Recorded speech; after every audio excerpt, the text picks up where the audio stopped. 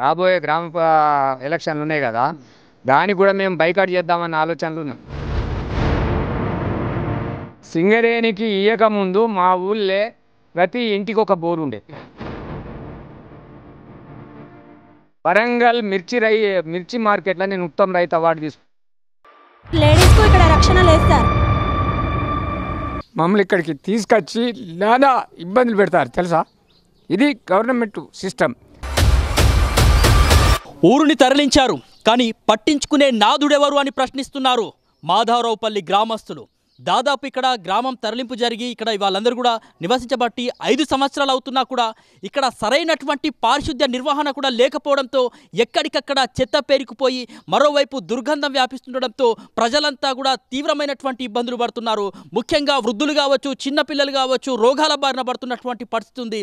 మొత్తానికైతే దాదాపు ఇక్కడ 200 కుటుంబాలు ఇక్కడ నివాసం ఉంటాయి. అయినా కూడా అధికారుల నిర్లక్ష్యం మాత్రం ఇక్కడ కొట్టొచ్చినట్టు కనిపిస్తుంది. కనీసం ఇక్కడ మౌలిక సదుపాయాలకు సంబంధించినటువంటి ఏదైతే వాటర్ ఫెసిలిటీకి సంబంధించి కావచ్చు, లేకపోతే పారిశుద్ధ్య నిర్వహణ కావచ్చు, లేకపోతే ఏదైతే విద్యుత్కు సంబంధించి కావచ్చు, కనీస పట్టింపు లేకపోవడంతో మాధవరావుపల్లి గ్రామస్తులంతా కూడా మరి మా పరిస్థితి అగమ్య గోచరంగా మారిందంటూ ఆవేదన వ్యక్తం చేస్తున్నారు. ఒకవైపు అంటే గతంలో ఈ గ్రామానికి సంబంధించి చెల్పూర్లో ఉండేది గ్రామ పంచాయతీకి సంబంధించి, మరి ఇప్పుడు ఏదైతే గతంలో చూసినట్లయితే నగరపల్లిలో ఉండేది, మరి ఇప్పుడు ప్రస్తుతం చూసినట్లయితే కనుక చెల్పూర్కు మారింది. అయినప్పటికీ కూడా వీళ్ళ ఓట్లు మాత్రం ఇంకా నగరపల్లిలోనే కొనసాగుతున్నటువంటి పరిస్థితి. అయితే నివసించేది ఇక్కడ, ఓట్లు మాత్రం అక్కడ అంటూ కూడా ప్రశ్నిస్తున్నారు. సో ఇప్పటికే గతంలో ఏదైతే అధికారులను కూడా మరి కలిసినప్పటికీ కూడా అనేక సార్లు మరి ఏదైతే మీది అక్కడ అని చెప్తున్నారు, మరికొంతమంది మీరు గ్రామ పంచాయతీ ఇది కాదు అని చెప్తున్నారు. ఈ నేపథ్యంలో తమ పరిస్థితికి సంబంధించి ఆవేదన వ్యక్తం చేస్తున్నారు. మరి వాళ్ళ సంబంధించినటువంటి కష్టాల్ని వాళ్ళ మాటల్లోనే అడిగి తెలుసుకునేటటువంటి ప్రయత్నం చేద్దాం. సో మీరు చెప్పండి, మాధవరావుపల్లిలో ప్రధానంగా ఎటువంటి సమస్యలు ఉన్నాయి? మాధవరావుపల్లె మాకు తరలించినప్పటి నుండి కలెక్టర్ గారికి వినతి చేసినాం. పోయినసారి మురళి గారికి చెప్పినాం, మురళి కలెక్టర్ ఉన్నప్పుడు. ఇప్పుడు కూడా మాకు ఇక్కడ వాటర్ లేదు, నల్లాలు వేస్తామన్నారు, నల్లాలు లేవు, నీళ్లు లేవు, తాగడానికి నీళ్లు లేవు, కనీసం ఇంటి నెంబర్ కూడా మాకు కరెక్ట్గా ఇస్తలేరు.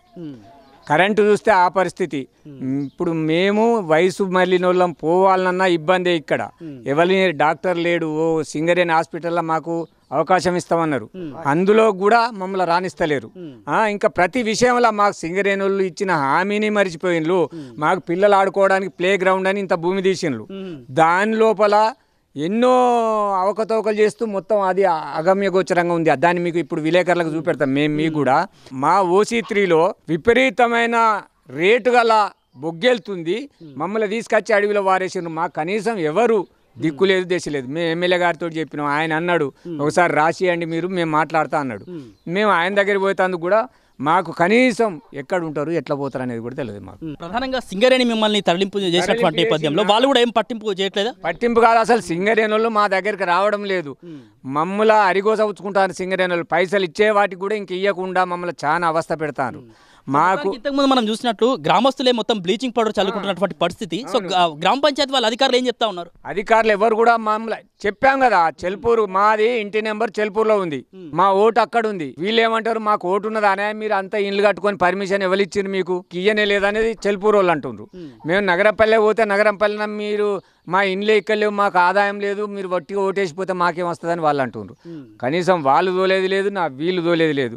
మేము ఈ దోమలు మీరు చూస్తున్న మీకు కూడా ఇప్పుడు ప్రత్యక్షంగా కనబడుతున్నాయి. ఈ పరిస్థితులల్లో మేము ఈ మురుగు కాలువలలో ఉంటున్నాం. కాకపోతే మా భూములు పోయి డబ్బులు వస్తే అందరూ సోకి ఇల్లు కట్టుకున్నారు, కానీ నానా అవస్థలు పడతారు. ఈ విషయంలో కలెక్టర్ గారు తగిన చర్య తీసుకోవాలని కోరుతున్నాం. అంటే దాదాపు 5 సంవత్సరాల నుంచి కూడా సిబ్బంది, గ్రామ పంచాయతీ సిబ్బంది ఏనాడు రాలేదు. 5 సంవత్సరం మేము ఇక్కడ కట్టిన దగ్గర నుంచి ఏనాడు రాలేదు. మాకేనాడు కూడా వాళ్ళు మీరు ఉన్నారా, బతికినలా, చనిపోయినలా అనేది కూడా ఇవన్నీ తెలియదు. చిన్న ఉదాహరణ చెప్తానండి. ఇక్కడ ఒక ముసలాయన చనిపోయిండు, ఆయన భార్య లేదు, కొడుకులు ఎక్కడో ఉంటారు. చనిపోయిన డెత్ సర్టిఫికేట్ కావాలంటే మీరు అప్పుడు మాకు ఇన్ఫామ్ చేయలేదు కాబట్టి మేము ఇయ్యము, పోయి ఆ MROని కలుసుకొని అంటాడు. అంటే మేము ఎవరికి ఇన్ఫామ్ ఇవ్వాలి, నగరపల్లెకి ఇవ్వాలన్నా, చెల్పూరికి ఇవ్వాలన్నా, చచ్చిపోయినా ఎవరికి ఇవ్వాలి? అదే కలెక్టర్ గారిని అడుగుతున్నాం, మా బాధ ఇదే అని. తరలింపు విషయంలో అప్పుడు చెప్పినటువంటి మాటలన్నీ నీటి ముట్టలే అమలు చేయలే, ఒక్క హామీ కూడా అమలు చేయలే. అక్కడ బోరేశారు వాటర్కు, గోదావరి నీళ్లు ఇక్కడికి వాళ్ళ కాలనీకి వస్తున్నాయి. మాకు ఆడ ఒక పైప్ వేసి మాకు ఇస్తే మేము అందరం నీళ్లు తోటి, ఇవి ఫ్లోరైడ్ నీళ్ళు, ఇవి ఇక్కడ ఫ్లోరైడ్ నీళ్లు మొత్తం వాటిని వాడే విధానం లేదు. మనం స్నానం చేస్తే మొత్తం శరీరం మీద కూడా పేలుతాయి అలాంటి నీళ్ళు ఇవి. మాకు తాగడానికి లేదు. మేము ఈ కొనుక్కోవాలంటే అక్కడ నుంచి మినరల్ వాటర్ తెస్తారు కదా, 15 రూపాయలు పెట్టి కొనుక్కుంటున్నారు. మాకు నీళ్ళు ఇస్తామన్నారు, నీళ్లు లేవు. మమ్మల్ని తరలించి మా పిల్లలకు ఒక్కొక్కలకు ఏదైనా పని కల్పిస్తామన్నారు. మీరు చూడండి, అవారగా తిరుగుతారు ఆ పిల్లలు. అట్లా చూడండి మీరు.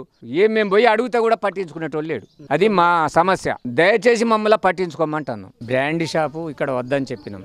కమిషనర్ గారికి నేను డైరెక్ట్ ఫోన్ చేసి, సార్ ఏంది సార్, ఆడోళ్ళు గుళ్ళేకి పోతలేరు, అక్కడ పోచమ్మ గుడి ఉంటుంది దాని దగ్గరనే, ఆన్నే ఒంటెలు పోస్తుండ్రు, ఆన్నే గిలాసలు వేస్తుండ్రు, ఇవన్నీ వేయంగా సార్ నేను అన్న కమిషనర్ గారితో, ఎక్సైజ్ కమిషన్ సార్ మరి మా ఊళ్ళో ఈ పరిస్థితి ఉన్నది, ఏంది సార్ అంటే, ఒక 2 నెలలు ఆగవయ్యా, 2 నెలలు అయితే వీళ్ళది టైం అయిపోతుంది, తర్వాత నేను కాకుండా చేస్తా అన్నాడు.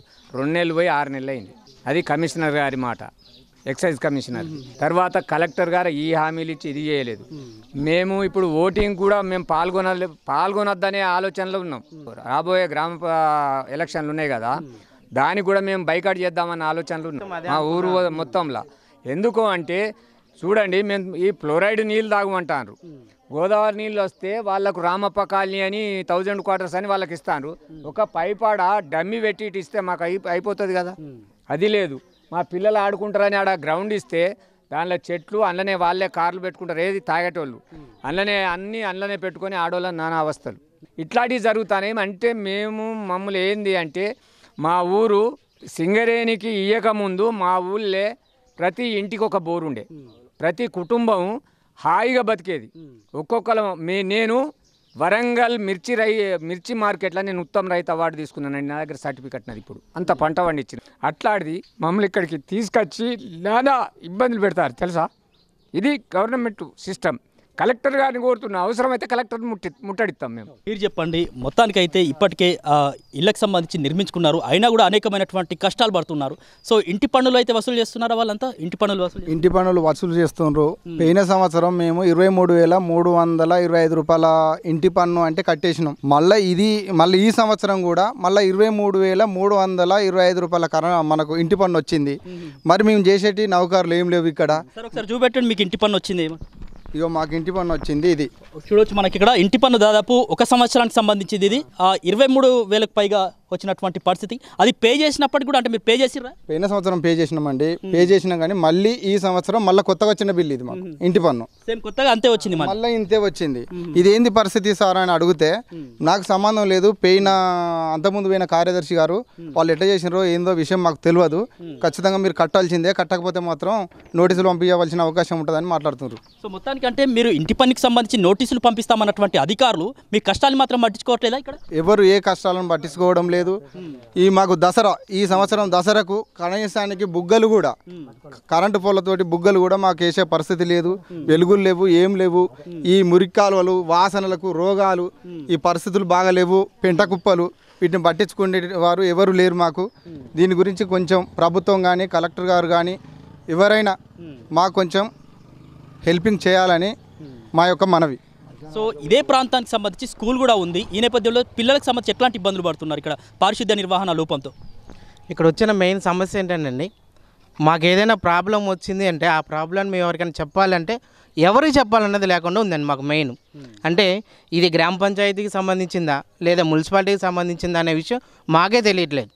గ్రామ పంచాయతీకి వెళ్ళి ఇది మాకు ప్రాబ్లం చెప్పాలి అంటే అసలు ఏ గ్రామ పంచాయతీకి వెళ్ళాలి మాకు మెయిన్. ఆ తర్వాత కరెంటుకి వచ్చాను, కనీసం చిన్న వర్షం పడిందంటే మా కరెంట్ అనేది ఉండదండి. మేము ఎవరికి ఫోన్ చేయాలి? వాళ్ళకి ఫోన్ చేసినా మీది మా గ్రామ పంచాయతీ పరిధిలో లేదు, ఎవరికో చేయండి. ఈవెన్ నేను చెప్పానండి, కనీసం ఏఈ గారికి కనీసం ఒక 10 టైమ్స్ ఫోన్ చేసి ఉంటాను, మా కరెంటు పోయిందండి, కలెక్షన్ లేదు అని అంటే ఒక 3 డేస్కి 4 డేస్ తర్వాత వస్తారండి.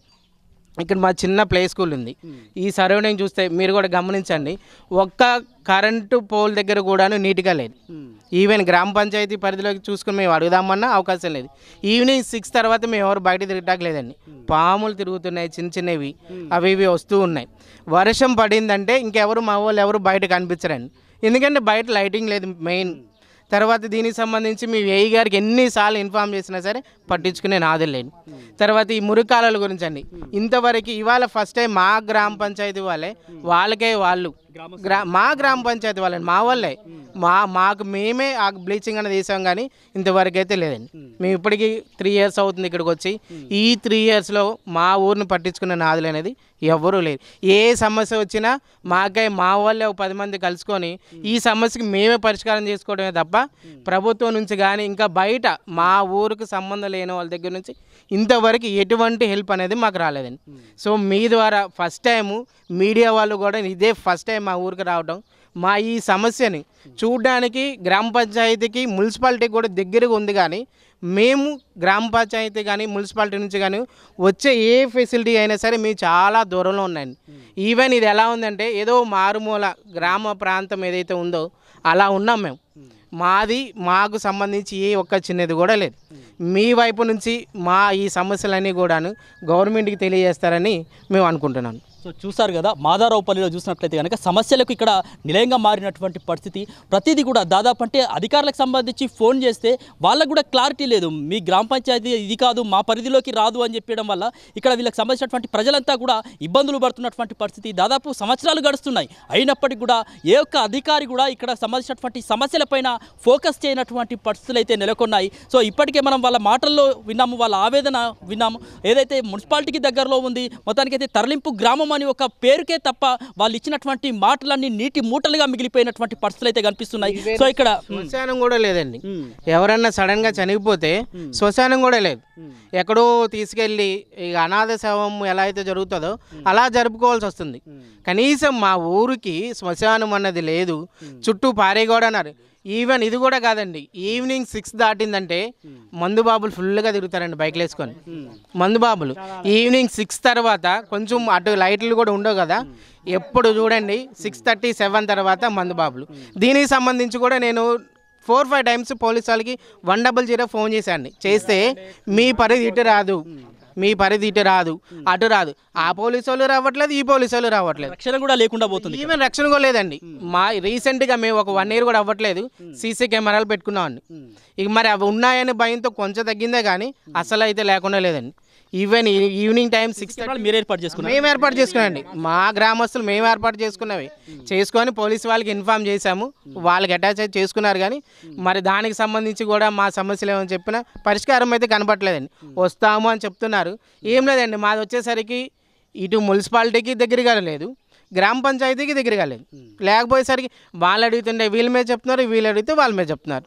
చివరికి ఏంటంటే ఇక మా సమస్యలు మేమే కూర్చొని సెటిల్ చేసుకునే కాడికి అయ్యేమే తప్ప గవర్నమెంట్ నుంచి అయితే మాకు ఏది రావట్లేదు.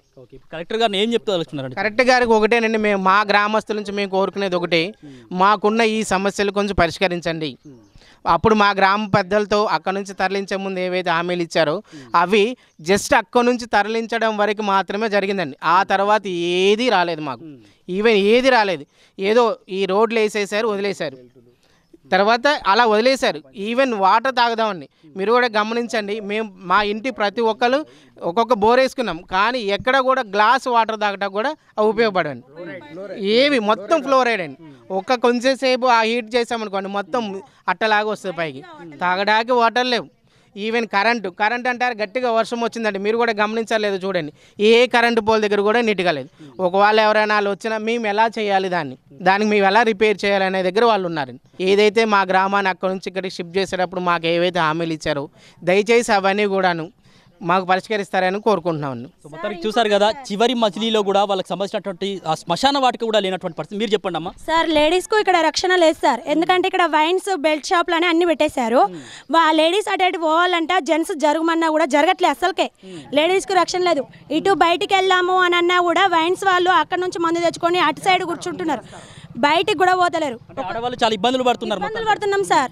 ఏ టెంపుల్ వెళ్దామన్నా కూడా ఇప్పుడు 1000 quarters లోటు ఉంది, ఆడికి వెళ్దామన్నా మీ ఊర్లో మీకు ఉంది, మా ఊర్లోకి రావద్దు, ఎక్కడికి రావద్దు అంటున్నారు. పోచమ్మ గుడి మా పరిధిలో మేమే ఇంటికి నేసుకొని మేము చేసుకున్నాం సార్. ఇప్పుడు వేరే గుడికి పోదామన్నా లేదు, బడి పెట్టిస్తా అన్నారు, బడి లేదు. ఇప్పుడు పిల్లల్ని వేరే స్కూల్లో వేయమన్నానంటే ఇప్పుడు పెద్ద పెద్ద చదువులు ఫీజులు ఎక్కువ అంటున్నారు, ఇక్కడ బడి పెట్టిస్తా అన్నారు, బడి లేదు.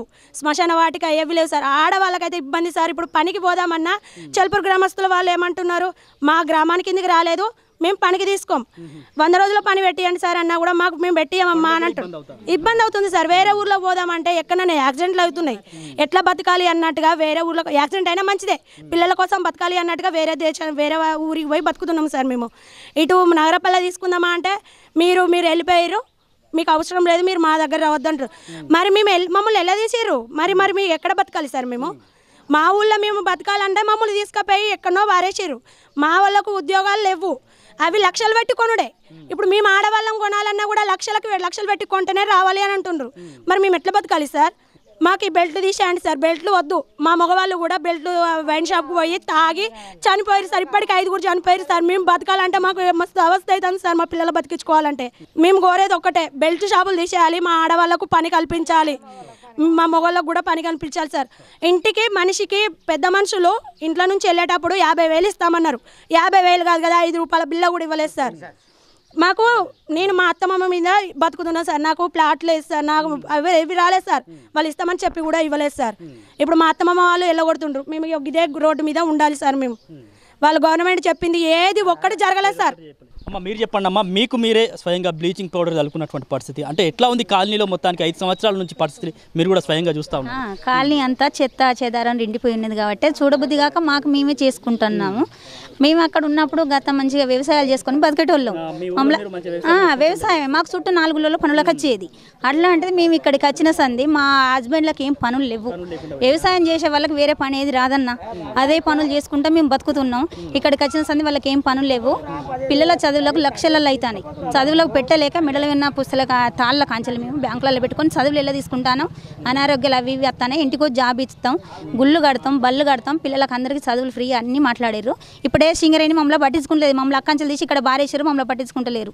దయదలిసి మా మగవారికి పనులు, మా ఆడవాళ్ళకి ఇంతంత రక్షణ, మా పిల్లల భవిష్యత్తుకు వాళ్ళు ఏమైనా చేయగలాలి అనేది మా కోరిక సార్. గతంలో మాధవరావుపల్లి గ్రామాన్ని ఇక్కడ తరలింపు జరగకముందు ఉన్న ఊళ్ళోనే హాయిగా పని చేసుకుంటూ, కూలి పనులు చేసుకుంటూ, పొలం పనులు చేసుకుంటూ, మరి ఉన్న ఊళ్ళోనే ఎంతో హ్యాపీగా అంటే సంతోషంగా గడిపినటువంటి అనుభవం ఉండేది అప్పుడు. కానీ దానికి ఇప్పుడు భిన్నంగా ఇక్కడ తరలించిన తర్వాత తమ జీవితాలు మరింతగా బాగుపడతాయేమో అని ఆశపడ్డారు. ఇక్కడ వాళ్ళు ఇచ్చినటువంటి అధికారులు ఇచ్చినటువంటి ఆ హామీలతో కావచ్చు, వాళ్ళు చెప్పినటువంటి మాటలతో కావచ్చు ఎంతో సంతోషపడ్డారు. కానీ ఆ మాటలన్నీ కూడా నీటి మూటలుగా మారాయి. సో తరలింపు విషయంలో ఏదైతే హామీలు ఇచ్చారో ఆ హామీలన్నీ కూడా విస్మరించినటువంటి పరిస్థితులు అయితే కనిపిస్తున్నాయి.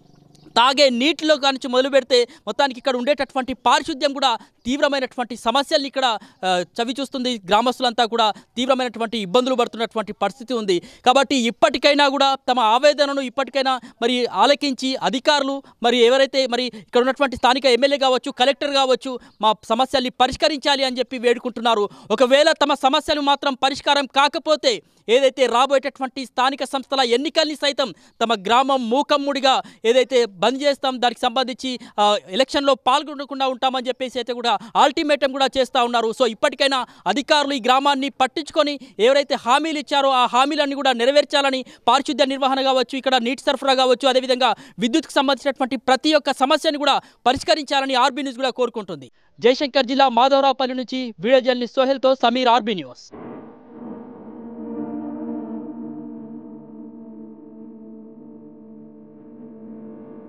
రాబోయే గ్రామ ఎలక్షన్లు ఉన్నాయి కదా, దానికి కూడా మేము బైకాట్ చేద్దామన్న ఆలోచనలు ఉన్నాం. సింగరేణికి ఇయ్యకముందు మా ఊళ్ళే ప్రతి ఇంటికి ఒక బోరు ఉండేది.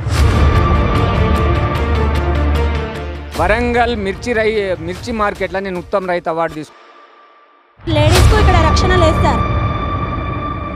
మమ్మల్ని ఇక్కడికి తీసుకొచ్చి నానా ఇబ్బందులు పెడతారు తెలుసా. ఇది గవర్నమెంట్ సిస్టమ్.